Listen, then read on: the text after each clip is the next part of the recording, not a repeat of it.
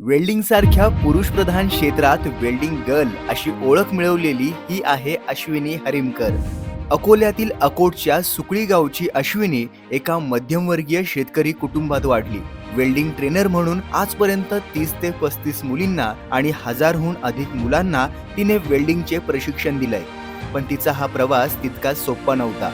कारण 12वी विज्ञान शाखेतून शिक्षण घेतल्यानंतरही पुढे घरच्या आर्थिक परिस्थितीचा विचार करून तिने कमी खर्चात होईल अशा वेल्डिंग सारख्या पुरुषप्रधान क्षेत्रात करिअर निवडलं. 1 वर्षांचा वेल्डिंग ITI करून पुढे ट्रेनर होण्याच्या दृष्टीने CTIचा कोर्स केला. पण कोर्स नंतरही फक्त मुलगी म्हणून तिला कुठेच नोकरी मिळाली नाही.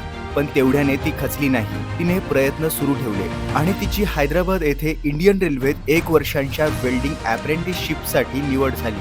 तिथेही 55 मुलांमध्ये ती एकटी मुलगी होती.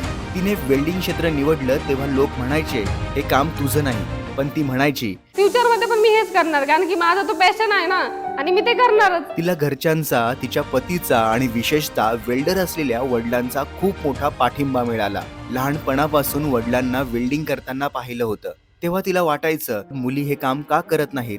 म्हणून तिने ठरवलं आपण ह्या क्षेत्रातच काहीतरी करून दाखवायचं. आजही लोकांना आश्चर्य वाटतं, मुलगी असून वेल्डिंग. पण आता अश्विनी आपल्या कामातूनच या प्रश्नांना उत्तर देते. 2022 पासून अहिल्यानगरमधील प्रथम एज्युकेशन फाउंडेशनमध्ये ती वेल्डिंग ट्रेनर म्हणून काम करते. तिला वाटतं की मुलींनी ब्युटी पार्लर, शिलाई या पलीकडे वेल्डिंग सारख्या क्षेत्रातही यावं.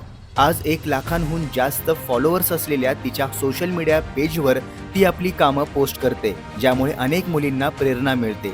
तिला विश्वास आहे की तिचं हे काम पाहून समाजाचाही दृष्टिकोन बदलेल, ज्यामुळे भविष्यात मुलींना हे मुलांचं क्षेत्र आहे असा संकोच वाटणार नाही. तिचं स्वप्न आहे की लोकांनी तिला अश्विनी नाही तर वेल्डिंग गर्ल म्हणून ओळखावं. तर तुम्हाला ही अश्विनीची म्हणजे इट्स वेल्डिंग गर्लची ही प्रेरणादायी गोष्ट कशी वाटली कमेंट करून नक्की कळवा.